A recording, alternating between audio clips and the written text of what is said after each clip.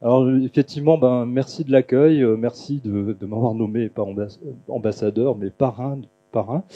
Juste décrypter un sigle qui est la SFOI, Société Française d'Oncologie Intégrative, que nous avons eu la chance avec Dr Fleury, le Dr Toledano, le Dr Bagot, le Dr Muisset, qui interviendra tout à l'heure, d'organiser depuis un an. On est 35 cancérologues, mais pas que cancérologues, aussi des soignants, qui sommes un peu fous parce que nous pensons que la médecine de demain est en train d'éclore.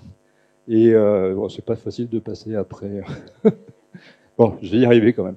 Alors bon, je vais reprendre pour commencer la même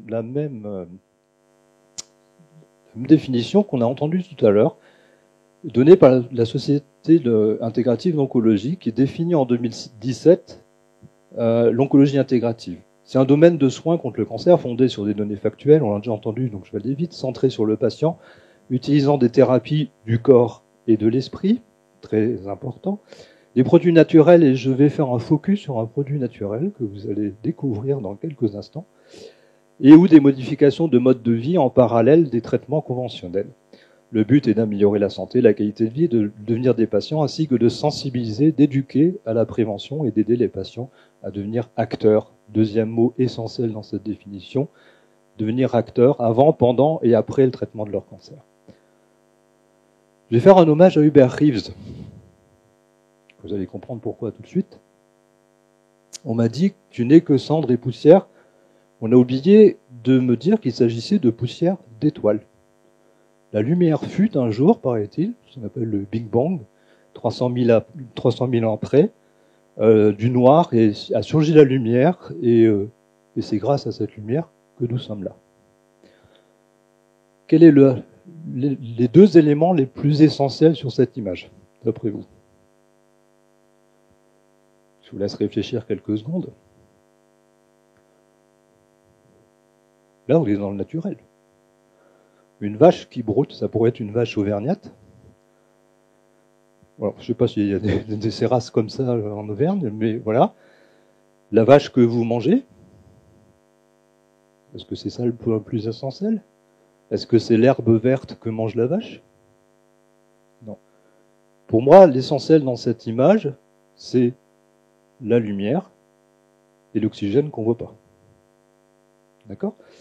Je vais vous poser un petit quiz. Vous allez voir si vous allez suivre ma conférence, de savoir répondre à la question, pourquoi l'herbe est-elle verte? On va faire aussi un petit retour en arrière pour il y a longtemps pour moi, et puis peut-être moins longtemps pour certains d'autres. Cours de biologie, ça commence en CM2, ça commence ensuite on continue, et puis on va un petit peu complexifier tout ça. Mais si nous sommes vivants, encore une fois, c'est grâce à la lumière. Nous sommes tous des êtres de lumière, et je ne suis pas du tout ésotérique. On parlait de chakra tout à l'heure, on n'est pas en train de faire une canalisation en traversant notre chakra coronal, puisque je parlais tout à l'heure de chakra racine. Je ne suis pas en train de faire de l'ésotérisme, mais on est tous des êtres de lumière. Parce que c'est la lumière qui nous a créés, c'est la poussière d'étoiles qui nous a créés. D'accord? Cette énergie de lumière, c'est de l'énergie qui va d'abord aller sur ce qu'on appelle le chloroplaste, qui est un organite dans nos cellules végétales, dans les cellules végétales, qui va transformer du gaz carbonique, de l'eau, sous l'effet de la lumière, en sucre et en oxygène. D'accord? Et si vous vous rappelez vos cours de biologie, eh bien, vous avez aussi dans vos cellules un autre organite qui s'appelle une mitochondrie, qui est aussi la médecine de demain, vous allez voir. Dans les années qui viennent, on va parler de plus en plus de mitochondries dans plein de pathologies, y compris le cancer. Et parce que nous avons besoin d'énergie pour vivre. Nos cellules ont besoin d'énergie pour vivre. Et la seule énergie que nos cellules sont capables d'utiliser, c'est une molécule qui s'appelle ATP, adénosine triphosphate. Vous mangez du sucre, d'accord? Est-ce qu'il faut manger la vache ou est-ce qu'il faut manger l'herbe? L'herbe que mange la vache. Vous avez la réponse parce que nous sommes tous un peu du milieu et on sait qu'il vaut mieux manger l'herbe que la vache. Mais avec l'oxygène que vous respirez, le glucose que vous avalez, eh bien votre mitochondrie va transformer cela en gaz carbonique et en eau. Et le cycle est terminé. Et ces mitochondries sont absolument essentielles. C'est deux choses. C'est l'usine d'énergie de nos cellules, ça fabrique l'ATP. Et la deuxième usine que représentent nos mitochondries, c'est l'usine d'incinération, parce qu'il n'existe pas d'énergie propre. Ça n'existe pas. Même les voitures électriques, voilà. Pourquoi? Parce que quand vous mettez une bûche dans un four, ou voilà, vous transformez du sucre, la cellulose, en carbone, qui est la suie, c'est du carbone. Donc il n'y a pas d'énergie propre. Vous fabriquez du gaz carbonique. Bien. Alors on s'est dit, on s'arrête là, et puis on s'est dit, bah, la lumière, elle n'interagit plus du tout avec nos cellules.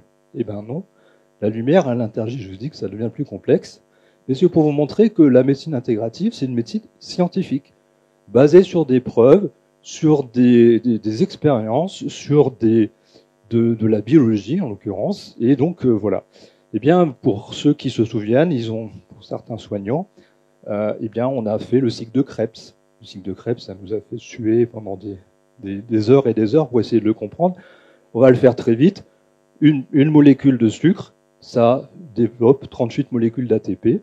Et on s'est rendu compte que dans la mitochondrie, eh bien, il y a une enzyme qui s'appelle la cytochrome C-oxydase, qui a 2 atomes de fer et 2 atomes de cuivre et qui est photosensible, qui a des photoaccepteurs. Même dans notre corps, au niveau de la peau, au niveau de nos nerfs, au niveau des muscles, nous sommes sensibles à la lumière, et à une lumière particulière qui est surtout la lumière rouge et infrarouge. Et donc c'est un chercheur, un chirurgien qui s'appelle le professeur Mestler, en Hongrie en 1957. J'ai fait rendre un hommage à un partenaire important de la recherche clinique qui est une souris nude. Les souris nudes, c'est des souris sans poils. Et dans ces années-là, ben, il y avait des lasers qui étaient très compliqués, etc. Il injectait des cellules de mélanome, des cellules cancéreuses dans la souris nude et il excisait la tumeur avec des lasers. Les lasers qui prenaient un espace absolument phénoménal à cette époque-là.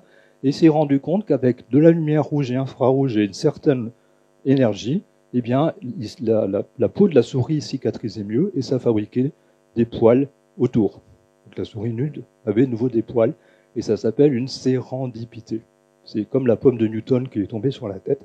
C'était parce que l'esprit était prêt et donc Newton a compris les forces de gravitation et ce professeur a dit ben tiens c'est bizarre. Il a fait de la recherche et en 1974 il y a eu un prix Nobel sur la photobiomodulation. Alors on en a 74 quand même le prix Nobel et pourquoi on en parle maintenant dans des parcours de soins intégratifs? Eh bien on fait un saut de pratiquement 40 ans plus tard parce que la NASA elle a un gros problème, elle va envoyer des cosmonautes sur Mars. Il faut les nourrir et il faut les soigner pendant le voyage. Il n'y a pas un chirurgien qui va faire l'aller-retour pour aller opérer le cosmonaute qui s'est blessé, qui s'est fait une entorse comme moi il n'y a pas longtemps, que j'ai super bien soigné avec la photobiomodulation. Et puis il faut faire pousser des plantes. Et donc la NASA a financé, il finance toujours de la recherche avec cette lumière rouge qui a plein de propriétés. Alors à quoi ça sert la photobiomodulation? Ben, ça sert à faire proliférer et régénérer les cellules, à faire cicatriser les plaies, et c'est surtout un anti-inflammatoire et un antalgique très puissant. Alors, on va focuser pour ça la prolifération, pourquoi les cancérologues et les médecins de la douleur, mais surtout les cancérologues s'intéressent que récemment à cette technique qui est une intervention non médicamenteuse, on a parlé plusieurs fois. Il y a 450 pratiques non conventionnelles de santé qui ont été recensées par l'OMS, je dis toujours en conférence, la première c'est acupuncture, la dernière c'est zoothérapie, et vous avez des représentants de zoothérapie dans notre congrès aujourd'hui, et celle du milieu s'appelle urinothérapie. Il n'y a aucune preuve scientifique que l'urinothérapie fonctionne, sauf sur la planète Dune. Vous avez peut-être vu le film, parce qu'il n'y a pas d'eau sur la planète Dune, donc ils recyclent leur urine continuellement. Donc, est-ce que la photomodulation est une pratique non conventionnelle de santé ou est-ce que c'est une intervention non pharmacologique? La différence, c'est que les pratiques non conventionnelles de santé qui deviennent une intervention non pharmacologique ont été prouvées par la science. Et donc, en cancérologie, on avait un peu peur de ça. Prolifération. Prolifération, ça fait peur. Et donc on a mis des années pour démontrer la sécurité d'emploi de cette technique dans la cancérologie. Et puis un de mes co-acolytes en photobiomodulation, c'est le docteur Antoine Lemaire, qui est chef de pôle en oncologie douleur, soins de support et palliatifs au CH de Valenciennes. On est des photobiomodulateurs fous depuis 2014.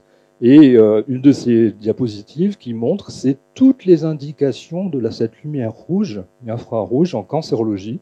Vous avez énormément de symptômes qui peuvent être pris en charge par cette intervention non pharmacologique, comme par exemple les problèmes qu'on pense en cancérologie ORL, la mucite, les cheveux qui tombent. Alors nous, on se met dans nos machines 2 fois par semaine, voilà, donc on a un peu plus de cheveux, mais effectivement, ça fait pousser les cheveux comme chez les souris nudes. L'acné, les syndromes, les tendinopathies, il y a énormément. À partir du moment où c'est inflammé, ça fait mal, eh bien, on a une indication de lumière rouge. Alors, je vais vous donner un exemple. Je suis sûr qu'il y a dans la salle probablement des femmes atteintes d'un cancer du sein, qui ont eu un cancer du sein. Et mon sujet de recherche, parce qu'encore une fois, en médecine intégrative, il faut faire de la recherche. Il faut absolument, pour qu'une intervention non pharmacologique soit reconnue, il faut avoir fait des preuves. Et mon sujet de recherche, c'est le syndrome douloureux post-mastectomie persistant. C'est 3 femmes sur 5 qui ont des douleurs persistantes neuropathiques plus de 6 mois après la fin. Je vois des têtes qui disent oui, j'ai vu ça. C'est des femmes qui, alors je vous ai mis des zones gâchettes. Il suffit d'appuyer sur certaines zones gâchettes et les gens font comme ça, même s'ils ont dit docteur, non, j'ai pas mal, tout va bien, etc. Eh bien, si vous savez où appuyer, ça déclenche la douleur. Et vous voyez que il faut le savoir, c'est de la clinique, c'est du bon sens certes, mais c'est surtout de la clinique, de la recherche, parce qu'il faut aller chercher des points douloureux au-dessus du sein, en axillaire, mais aussi dans le dos, parce qu'il y a 4 étages de métamères, qu'on appelle des métamères, qui sont sensibilisés par le fait que le chirurgien, le radiothérapeute, le chimiothérapeute soit passé par là. Ça empoisonne la vie des femmes, parce qu'elles ne peuvent plus dormir sur le côté du sein atteint, elles peuvent plus souvent mettre leur soutien-gorge, et puis par exemple, quand elles prennent leur enfant, leurs petits-enfants, elles ont un choc douloureux qui est lié à ce qu'on appelle une allodynie, donc une stimulation qui normalement ne fait pas mal. Bien, mon sujet de recherche, j'ai démontré que, effectivement, en utilisant la photobiomodulation, avec l'effet antalgique de la photobiomodulation, vous voyez que sur presque une centaine de patients, on avait une EVA moyenne. EVA, c'est la mesure de la douleur entre 0 et 10. Elles étaient à 6,43. En fin de traitement, 3 semaines après la dernière séance, on tombait à 1,28. Je vous assure qu'il n'y a aucun antalgique sur Terre à l'heure actuelle qui donne cet effet-là. Il faut continuer, c'est voilà des preuves qui s'accumulent. Après, il faut faire des études randomisées, etc. C'est pas le sujet. Et puis que ça persiste dans le temps. Donc voilà, donc on a une preuve. Voilà, c'est comme ça qu'on avance en médecine intégrative. Et donc, mon centre de santé intégratif que j'ai rouvert le 1er octobre, parce qu'il y a 2 mois, j'étais encore à Dunkerque. Où j'avais fait aussi une expérimentation de maison de soins de support intégratifs dans les Flandres. Là, je suis retourné dans mes racines alsaciennes, comme mon nom vous l'indique, et donc on a plein de matériel. Et c'est le problème de le développement de cette technologie. Les problèmes, c'est des freins. C'est convaincre les cancérologues, convaincre les médecins que la lumière est un soin, est une intervention non pharmacologique, donc il faut leur montrer des preuves. Il y a plus de 11 000 publications sur PubMed, qui est notre banque de données scientifiques. Il faut convaincre, il faut investir. Là, j'en suis à 150 000 euros. Donc voilà.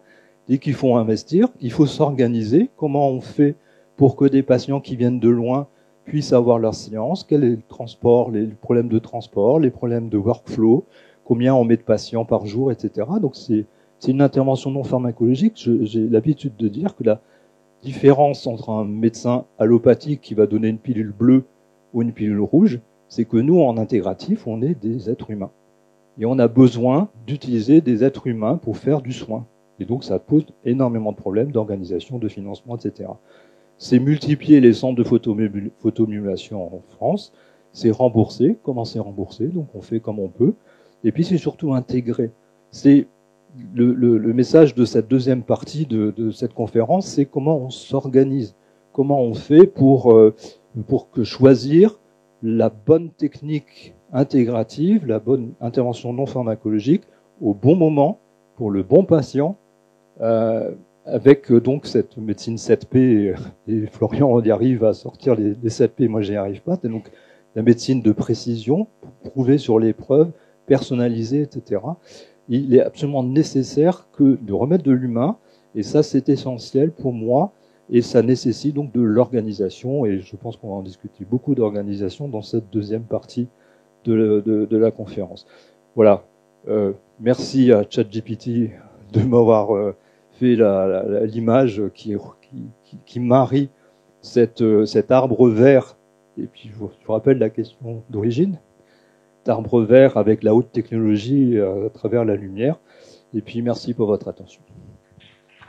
Merci beaucoup. Notre premier intervenant, le docteur Jean-Philippe Wagner, cancérologue et algologue médecin de la douleur et parrain de ce congrès.